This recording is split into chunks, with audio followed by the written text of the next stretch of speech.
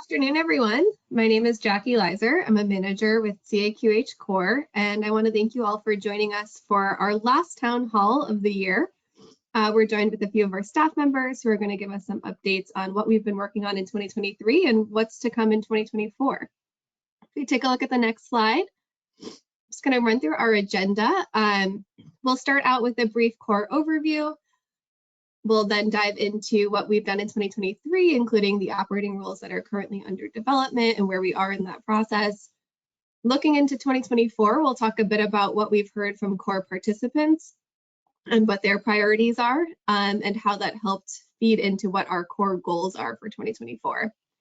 We'll give a brief federal regulatory reminder update, and then we'll have some time for questions at the end and wrap up with a call to action. Taking a look at the next slide, I will just go over some quick logistics. I do want to give a quick caveat. We're aware of an issue that some users are having with the handout section of the GoToWebinar menu. So if you don't see that section, just rest assured that we'll be sending out the slides within the next 1 to 2 days via email, and they'll also be available on our website for download. If you do see the handout section, you can go ahead and download it right now. Like I mentioned earlier, we'll have time for some questions at the end of the webinar, but please feel free to submit them at any time throughout the presentation. You can do that on the right-hand side of your screen in that questions panel on your GoToWebinar menu. And with that, I'm going to go ahead and pass things over to Erin Weber, who's going to kick us off. Good afternoon, everyone, or at least for those of you on the eastern side of the U.S. I'm Erin Weber. I am the Vice President of Core at CAQH, which means I lead all of our efforts here related to operating rule development. Just for way of background, because we know there are always new attendees on this call, CORE is an initiative of CAQH. CAQH is a nonprofit organization with a mission to streamline the business of healthcare. So through our solutions, we offer products related to provider and member data to reduce provider burden and decrease paper processes in healthcare. Our insights team works tirelessly to track industry adoption of electronic transactions and puts out regular reports and issue briefs on key topics within the industry, including things like price transparency, adoption of FHIR and implementation, as well as the annual CAQH index report. And then, of course, CORE. CORE was founded many years ago, shortly after HIPAA was first passed, and the HIPAA required industry to adopt electronic standards for typical revenue cycle transactions, eligibility, claims, payment, remittance advice to help drive the industry towards doing those transactions electronically rather than through paper and mail, which is really the standard back at that time. As the industry began to implement these standard electronic transactions, there was still some variability and gaps which made it difficult for the industry to automate the transactions. And so the industry came together and created CORE through CAQH to develop operating rules or business rules to help support and build on the administrative standards. CORE was really modeled after the financial services industry, which also has standards and operating rules that help guide the infrastructure around transactions, set expectations for response times and turnarounds, as well as defining some of the necessary data to be included within those transactions. So over time, CORE started as a voluntary initiative. Organizations were implementing the operating rules, the first set of which was for eligibility because it made good business sense for their organization. Eventually, that caught the eye of policymakers, and the concept of operating rules was included in the Affordable Care Act, and the concept of operating rules was actually added under HIPAA for all of those administrative transactions. Our role here at CORE and the staff you'll hear speaking today is really to act as a facilitator. We bring the industry together, and it is you all that develop the operating rules, the requirements, and really drive adoption across the industry. Not only do we facilitate the development of the operating rules, but we also offer a certification program for organizations to demonstrate their compliance with the operating rules. We do a lot of education and outreach. I think this might be our 13th or 14th webinar of the year so far. And we are increasingly doing more and more ROI measurement in collaboration with our insights colleagues at CAQH.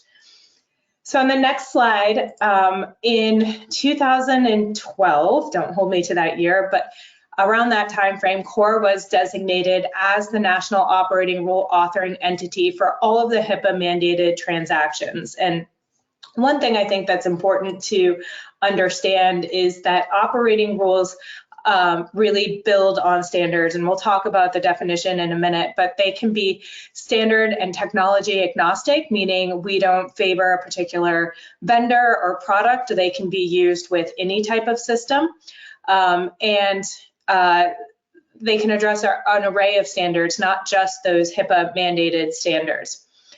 We are governed by a multi-stakeholder board, and on the next slide, you can see the list of organizations that participate in CORE to develop operating rule requirements and receive other benefits included with participation. We have government organizations and health plans that account for more than 75% of total American covered lives, an array of vendors and clearinghouses, increasingly strong representation from the provider community, as well as a number of associations and other types of organizations that participate with us. This year we had 6 new CORE participants join us, including Aspen Dental. Operating rule requirements are increasingly focused on the dental industry as well and the needs of that industry, so it's great to have that group on board. The Healthcare Billing Association out of upstate New York, which really focuses on improving revenue cycle processes. Peace Health and OSF Healthcare, 2 key provider organizations, and Zealous and SureScripts as well, helping move some of this data across the industry. If you are interested in becoming a CORE participant, there's lots of benefits, including obviously influencing and having a say in the composition of the operating rules, but also just engaging in our work groups it's a rare opportunity for plans, providers, vendors to really come together and try to make progress in the industry. You know, just yesterday we had a EFT and ERA enrollment data task group call. So this group is working, and Caitlin will talk about this in more detail in a minute, we're working to update some of our existing operating rules that were first developed more than 10 years ago. And on the call, we had some really valuable conversations between the plans and the providers and the associations, trying to get creative around how we can use these rules to drive greater EFT adoption and create more transparency around the use of alternative payment methods or fees that are associated with EFT. And so those are the kinds of issues that we're trying to solve together as an industry.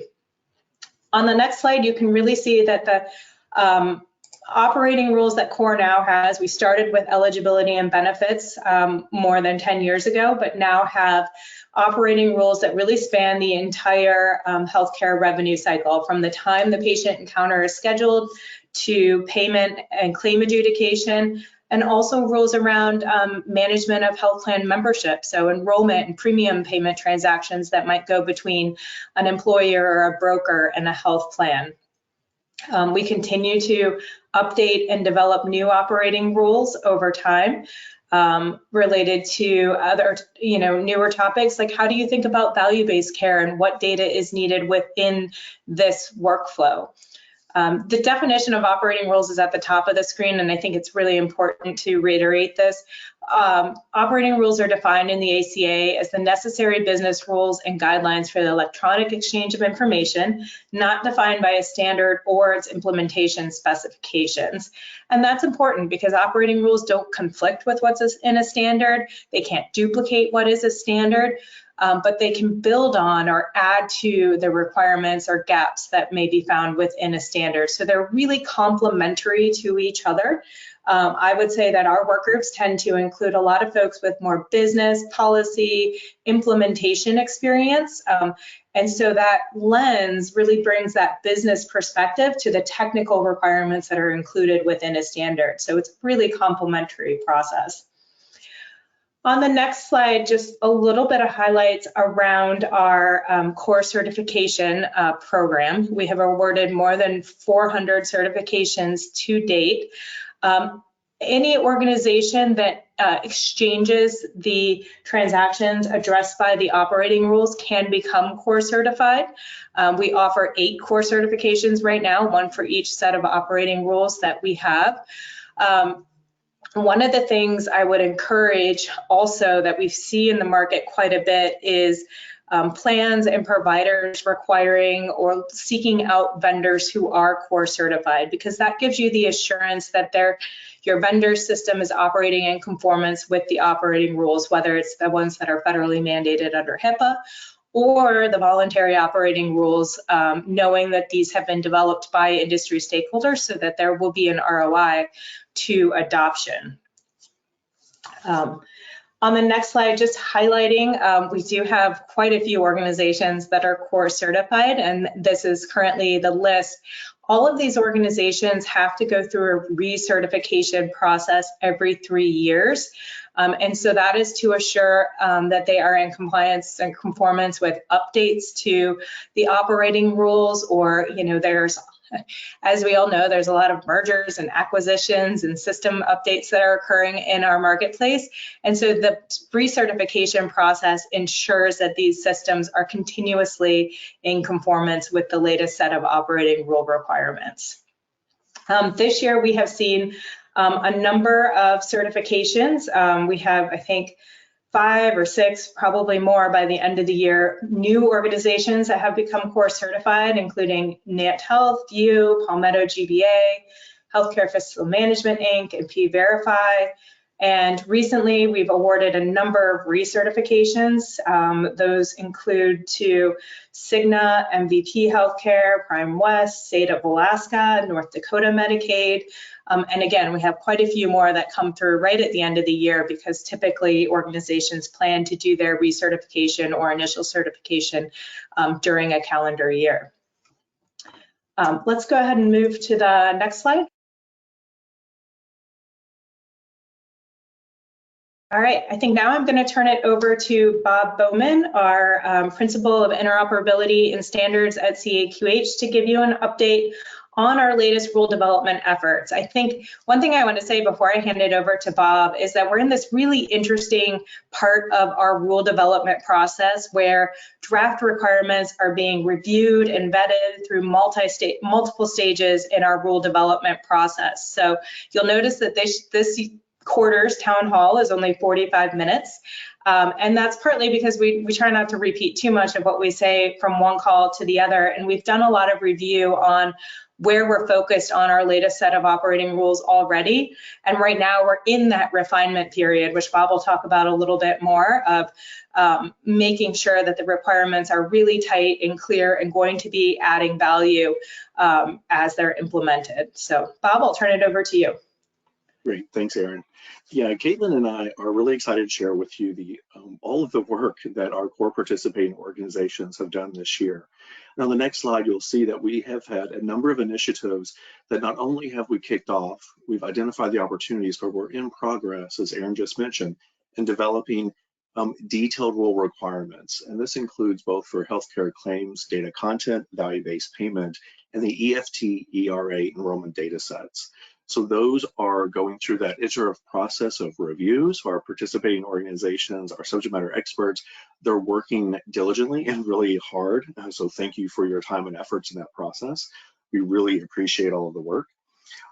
We also continue our core code combinations work. That is an ongoing maintenance process for those CARCs and RARCs, those claims adjustment codes, and those reason advice for market codes, those combinations that help provide better messaging back to the provider on just how a claim was adjudicated. We are also launching a really interesting project jointly with NCPDP, and that is the Medication Eligibility Project. And this is looking at those types of benefits where specialty pharmacy is covered under the medical policy rather than your pharmacy policy. So the prescriber and the pharmacy are experiencing challenges with where do we go to find the eligibility and benefit information on this particular pharmaceutical for this member. They have to go to a different place. So we're looking at how we can share that information more uniformly across the entire industry on those medical policy decisions. So we're working through that. We'll be launching that project soon. Another one that we are also launching really soon, we're in the middle of this environmental scanning process and interviewing. We'll launch this month, is the claims status project. And this is where we're going to be looking at that particular transaction, the 276, 277, that's often used by providers to find out where in the adjudication process that claim is at. Because they sent in a $5,000 bill, they're looking for where it's at. It hasn't yet appeared on the remittance advice, and it's been 30 days or 40 days, and you're trying to find out where it's at. Hopefully it hasn't dropped into that black hole somewhere. So those types of projects are kicking off too, those last two. So hopefully stay engaged, and we'll make sure that you're part of those rosters if you're interested in those programs. We do want to kind of drill down just a little bit more on the next slide on some of the other projects that I mentioned, value-based payment, claims, and remittance and payment. We have been working all year on these particular projects with 4 new and updated operating rules for VBP, 1 industry resource, 2 new operating rules for healthcare claims, and 2 updated rules for the payment and remittance advice. Again, the subject matter experts and the industry leaders are working hard on these projects right now. In fact, we have a straw poll out for our healthcare claims. So if you're on that roster, please complete your straw poll. We're looking for your feedback and input as soon as possible. On the next slide, I'll go into a little bit more detail to understand really what is the context of some of these new rules as well as the updated rules. A good example is the draft core benefit enrollment for the 834 data content rule. There's lots of discussion within the industry and even the broader society about race and ethnicity, language, and gender identity. And the core participating organizations have come together through our consensus approach to identify ways that this transaction can report these sociodemographic information to the health plan when the member is enrolling for benefits. When they're 1/1 effective date is coming up, everyone's going to be enrolling for their benefits in the next few weeks. So it's a way for health plans to collect this information from their members or from the broker that's helping the new employer group, or that employer group collect this data, submit it to the health plan. So the health plan has it at the beginning of that effective date, for example, and it can use that information throughout the entire life cycle that that patient is with that health plan for claims adjudication, for eligibility verification. That data is really key in driving a lot of that discussion and making it easier for providers to have that information when they're seeing that patient in the office. Another example is the 2 new operating rules that we are drafting for data content for the healthcare claim. This includes, for example, the 277 CA data content rule. This is really a way for health plans to notify a provider or a billing service that this claim is being rejected from the front end and won't make it into the adjudication cycle. So it's a way to easily identify those claims that are going to fall out, identify the exact reason why it's falling out, and make it uniform and consistent across the industry. So every health plan reports these types of rejections in exactly the same way, using the exact same code combinations. It makes it much easier to automate those processes on the provider side to correct the claim, rebill the claim, resubmit the claim, so it can be adjudicated more expeditiously. So it really helps providers. And again, if we're going to talk about AI, using codified messaging really allows for computers to do the work instead of people do the work. So this can help streamline the entire revenue cycle just by getting certain codified messages on claim rejections. Another opportunity here that we've identified in the 837 is related to telemedicine, coordination of benefits, value-based payment claims, data reporting of multiple diagnoses. All of these things are part of our claims data content rule. And again, all things that the industry has been struggling with, often for several years, but in particular the last few years, with ensuring that the data is uniformly coming from the provider in a specific way health plans can adjudicate those claims in a more uniform, specific way. And again, returning those messages, perhaps it's on the remittance advice that everything worked out great, or the COB information comes back so the provider knows that there is a secondary health plan that they need to rebill. So all important. Erin mentioned that we're also looking at the data enrollment for, the draft enrollment data content for our payment and remittance advice transactions. Again, it's been a decade since we've looked at these rules, and the industry is clamoring again for some more revision to what they need to collect from providers, and to ensure that it is more, that it's safely and more securely transmitted from the provider to the health plan, ensuring that their bank account information and all of that really sensitive information from the provider is protected. So again, we've launched that as well. We'll be updating those data sets and ensuring that we're continuing to meet the business needs. With that, I'll hand the call over to Caitlin to give us an update on more specifics around what that task group is doing. Caitlin? Thanks, Bob. So as Erin and Bob mentioned earlier, these rules have not been updated in over a decade. So in response to core participants' request to consider substantial updates, CORE collaborated with NACHA to launch the EFT and ERA Enrollment Data Task Group this summer. The task group held 4 calls and built consensus around several updates.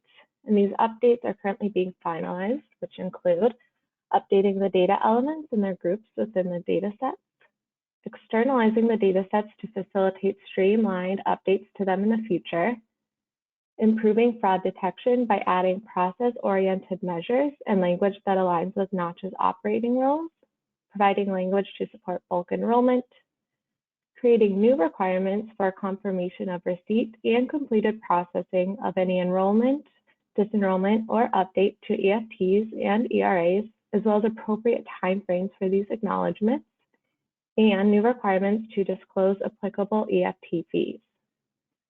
The task group is also considering a new requirement for opting in and out of alternative electronic payments.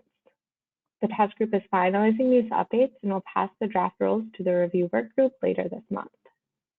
And with that, I will take it to the next slide and Erin will take it over.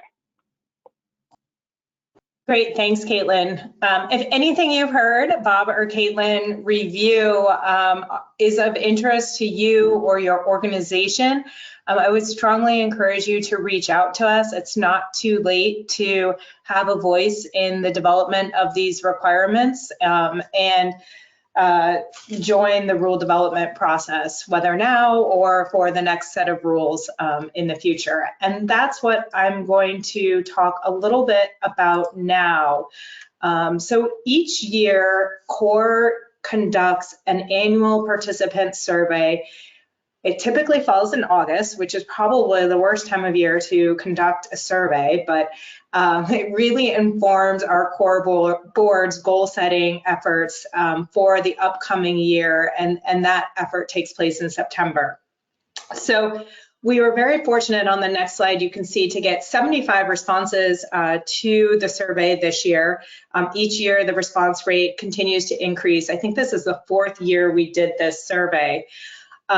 We heard from almost half of our participating organizations across all different types of stakeholders. And the purpose of the survey is really twofold. The first is to gather feedback from our participants on their experience as a CORE participant.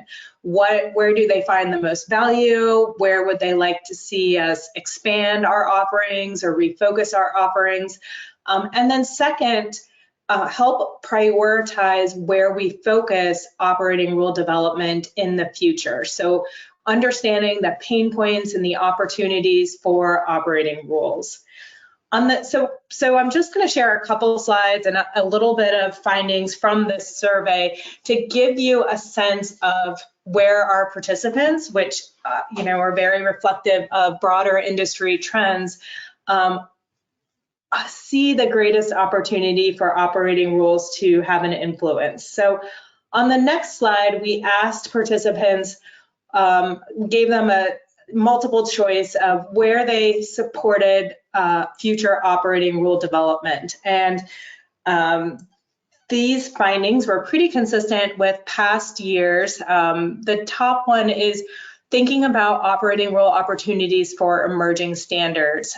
I think, we're all very familiar with the fact that we have been using kind of current and legacy standards for many years for a lot of those traditional HIPAA administrative simplification data exchange processes, and the industry is really starting to turn an eye towards RESTful APIs and opportunities to use APIs to simplify those processes. So our participants would like us to think about how operating rules can support that industry transition.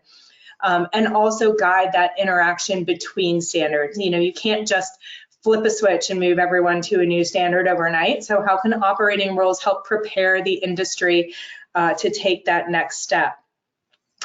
Coming in kind of tied for third place, we had enhancing patient data sharing use cases. And this is something I feel like, having been out and about in the industry, has been a lot of discussion recently around what data is even available for patient data sharing, how are we using that data, and how can we make it more accessible to patients. So that's certainly an area that we will be investigating, and I'll talk about some of the next steps coming out of this in a minute, as well as claim denials and appeals. So Bob mentioned we are doing work on that currently, and then also looking into claim status opportunities in 2024.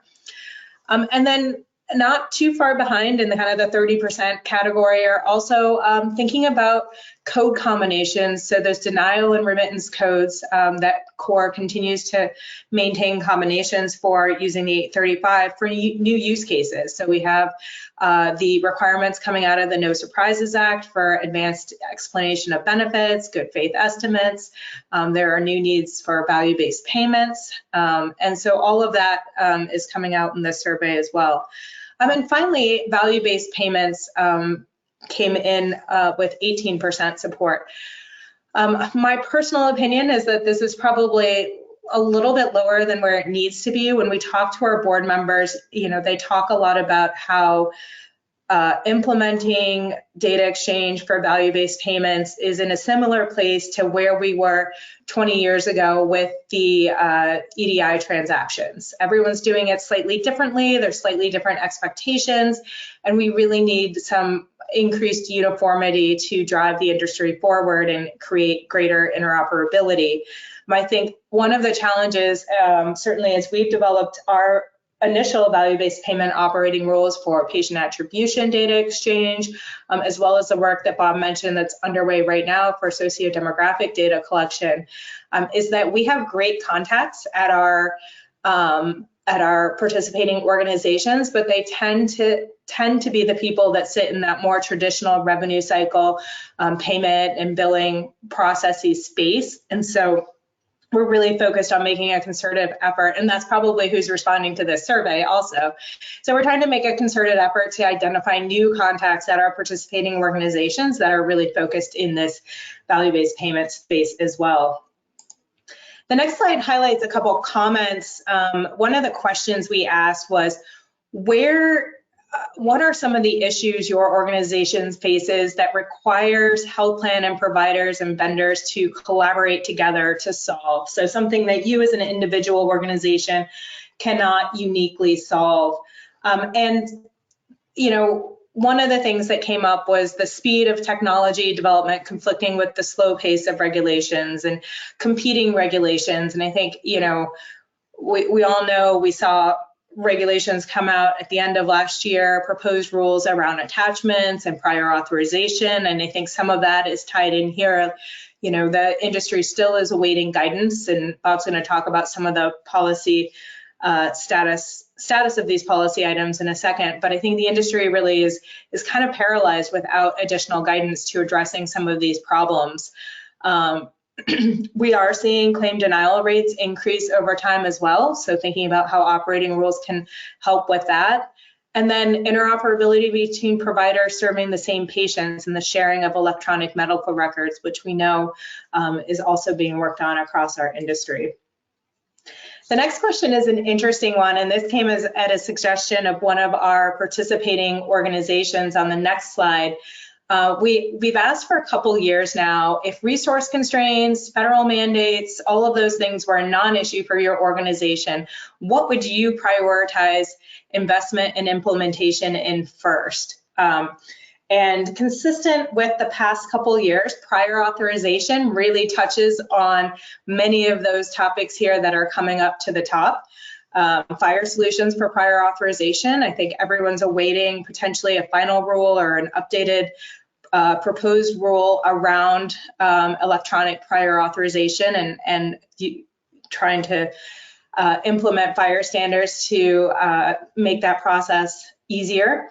Updated versions of the X12 standards, updated prior authorization operating rules, including attachments, automation of prior auth using the 278C. You know, there's a trend here. You know, we know that prior auth and attachments are big pain points for our industry.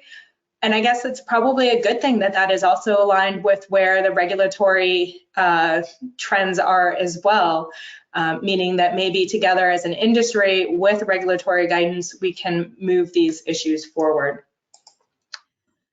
So in addition to our core participant survey, if we move to the next slide, this past year, we spent a lot of time working with our core board, thinking about a longer term strategic plan. It felt like the right time to take a step back and say, you know, core has had a lot of success over the last 10 years in driving change across our industry. And where do we see ourselves and where do we want to be kind of in that 3 to 5 year time frame? Historically, core has had a lot of success looking at in really our 3 verticals, operating rule development, certification and implementation support, as well as education and outreach. And how can we leverage that historic success to help drive future efforts? So the board spent the better part of the last year participating in detailed discussions, one-on-one interviews with board members and other industry leaders to really gather input on our vision, SWOT analyses, and future opportunities. And at our meeting, at the board meeting in September, they approved both goals for the upcoming year and a longer term strategic plan. And the focus areas that really came out of that, you know, in the board's strategic planning effort, we heard about challenges with the lack of standardization to support emerging technology. How can we be more standard agnostic, address interactions between standards? These are things we've already talked about today. Industry feedback, looking for a framework to support informed industry decision-making for both stakeholders and regulators. You know, we hear all the time how important ROI is to making investment decisions and policy decisions about standards and operating rules. And growing need for industry education and outreach as our world becomes more and more complex. CORE has a role in helping to educate and support the industry on the emerging trends in health IT. So really thinking about doubling down on operating rule development, providing resources to support adoption, interoperability, and burden reduction efforts, and being an industry thought leader. And that leads into the next slide, which is really the 4 imperatives the board put forward to CORE for not just 2024, but really the next 3 years. The first is to truly be the independent national operating rule authoring entity. And one of the themes we heard in the research was the importance of operating rules being developed independent of standards, because there is a different perspective and a different value brought in the stakeholders that engage in operating rule development and the stakeholders that engage in standards development. So there's a real complement there to the 2 processes. At kind of digging a level down on this first goal, that means that over the next year, we're going to finish and the rule development for the claims value-based payment rules and the EFT ERA rules that Bob and Caitlin talked about earlier. We are also working with NCPDP to update our eligibility operating rules to include requirements for medical benefit medication eligibility. And that is goal to finish over the next year as well. Hopefully you'll hear some news about that project moving forward very soon. And then, of course, researching and launching rule development for claim status and an additional value-based payment topic in 2024. Really longer term, the board's goal is to continue developing operating rules that support the evolving payment landscapes and emerging standards, and continuing to help fill that gap for the industry. Additionally, we are forming a core board advisory group. So one of the things is, as we are looking at all of the new opportunities that are coming forward, whether it be SDOH, process standards for provider data, price transparency, the board felt it was really important to have a trusted group of industry experts from their organization that can really get into the weeds of that. So that group will be launching and supporting CORE as we continue to identify new opportunity areas. We continue also to engage with the standards development organizations on areas of common interest. So thinking about how can we make our processes and the regulatory process more efficient and create some more common definitions and expectations for the industry over time. Under that second one, drive rule adoption, interoperability, and burden reduction efforts. You know, in the very short term, we want to make sure we have timely certification available for all of our operating rules through our third-party testing vendor. We want to continue to support the adoption of rules through of the NCVHS recommended rules. So we know that NCVHS recommended a set of core rules for adoption not that long ago, this summer. So as that regulatory process moves forward, whether it be through an IFR or NPRM, that CORE supports broad industry adoption of those rules. Also improving our recertification retention rate. Because the recertification program is now 4 years old, we've kind of cleaned the process a bit with those organizations that may not exist or may have merged. And so now we want to become more of a steady state in the recertification process. And we'll also be conducting some market research on potentially expanding our certification or other service offerings. The next area is really leading industry and thought leadership and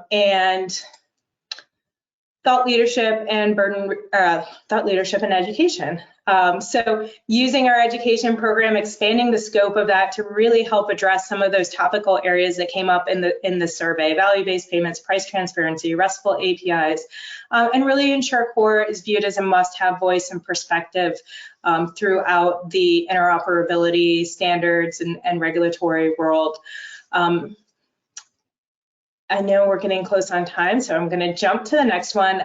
Collaborating across CAQH is really important as well, in particular with our insights team. This is where we are going to be collaborating to think about how can we help the industry measure ROI of standards and operating rules and other efforts in an effective, transparent, and replicable way, so that we're comparing apples to apples as we implement new operating rules or new standards. So you'll be seeing a more formal process coming out from us with templates and tools to support that, so that we can really become a go-to industry resource for actionable data on industry adoption beyond just the CAQH index.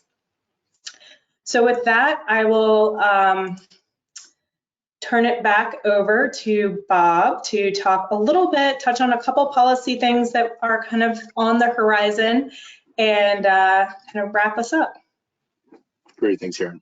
And we do want to provide just a quick update on our federal regulatory reminder, some of the things that have Erin's already brought up and touched on, but just to bring it kind of home a little bit. On the next slide, you'll see, and I see Janice Karen is asking a question kind of related to this. As our work groups and subgroups move and complete their work, it goes into our review work group. Our review work group completes their review of all of the detailed rules and requirements down to the nth degree, and then hands that over to the core board. The core board then approves that. And then the core board sends a letter to NCVHS, that first arrow there that you see at the top of the slide. NCVHS completes its work. They look at the industry feedback there in the second caret. and really hold a committee meeting, and they ensure that they try to get a diverse look at the entire industry. Everyone feeds comments into that process. And then INSVHS makes a recommendation to HHS. And so all of those first 3 steps have been completed to date on the latest set of operating rules that our board sent over back in May. And so we're awaiting the HHS interim final rulemaking process, or HHS. They'll have different options to do this, but we anticipate an IFR for updated rules. That's usually the process that's been defined. So HHS has that process to complete and publishing their IFR.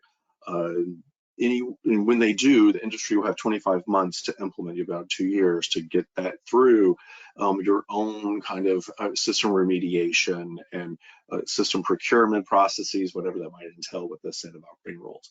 We'll go through in detail in just a few moments of what those are, but we have launched a dedicated website. There's a link here on this slide that you can track our process, as well as the process that we will provide updates on what's going on at each step of that pathway that we take, and exactly what rules are being proposed. We get to the details really, really quick. So again, as you're looking at your 2024 budget and projects and your 2025 budget and projects, if you're doing those 2-year, 3-year plans, these are things to anticipate that might come out that you'll have to meet these needs.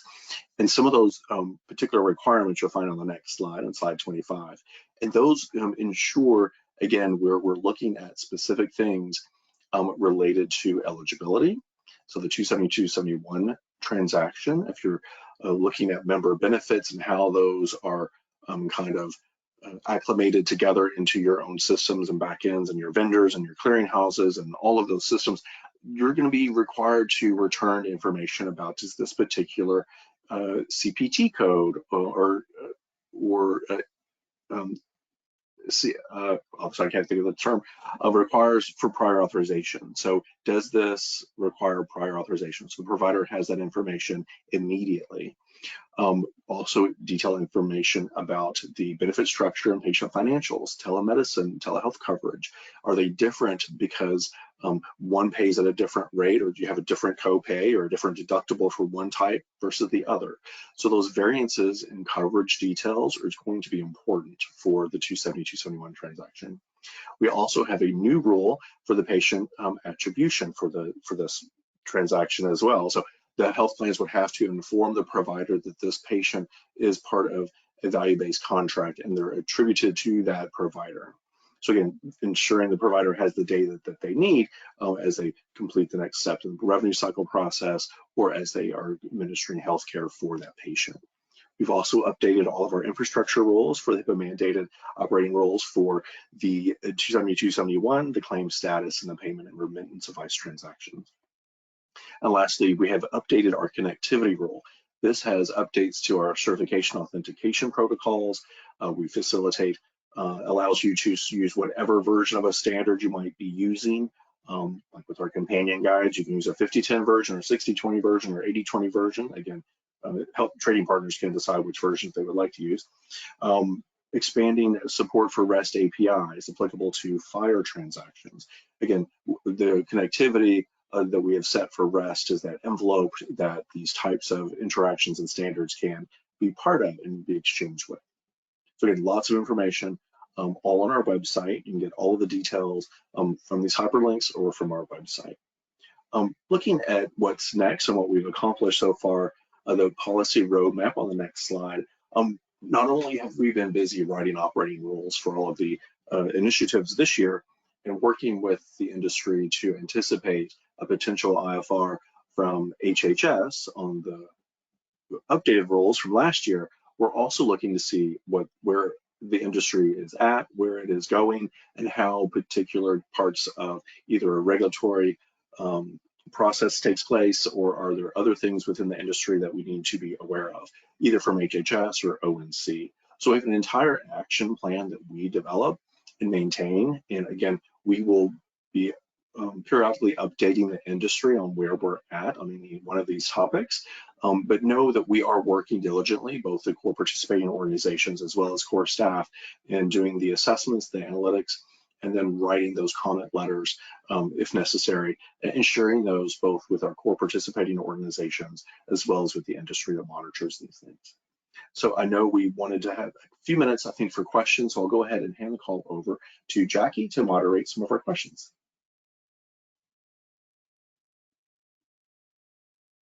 I know we're actually at time. So I did see just a couple of questions come through, and I think what we'll do is answer those offline and wrap up with a quick call to action. So you just go Jackie, real quick, this is Erin, and there is one question I want to answer, which is somebody asked, you know, how do you balance your official mandate through HIPAA with operating rules that may touch standards beyond standards required under HIPAA? And I want to remind everyone that CORE started as a voluntary initiative before we were ever required under HIPAA, right? Modeled after the financial services industry. And in the financial services industry, there are no mandates for standards and operating rules. The industry truly comes together, agrees that if they're going to be part of the ACH network, that they agree to follow these sets of rules. So I think, you know, there's this concept in healthcare that everything we do has to be mandated. And my hope would be that we as an industry longer term can think about things more as doing it because it makes the best business and driving adoption in that way. And so with the definition of operating rules filling, you know, things that aren't addressed by standards, that allows us to have a pretty broad net in terms of what types of things operating rules can touch on. And I think a good example of early operating rules are connectivity rules, which require things like SOAP and REST that are really more industry neutral standards, not necessarily required under a particular mandate. So just a quick answer there, and now we can go ahead and jump into next steps. Oh, thanks, Erin. Taking a quick look at the next slide for our call to action. Like Erin mentioned earlier, if you are interested in becoming a CORE participant or becoming CORE certified, or even just working with us on a pilot or ROI study, please feel free to email us at core@caqh.org. We're constantly monitoring that inbox and we'll be happy to chat with you.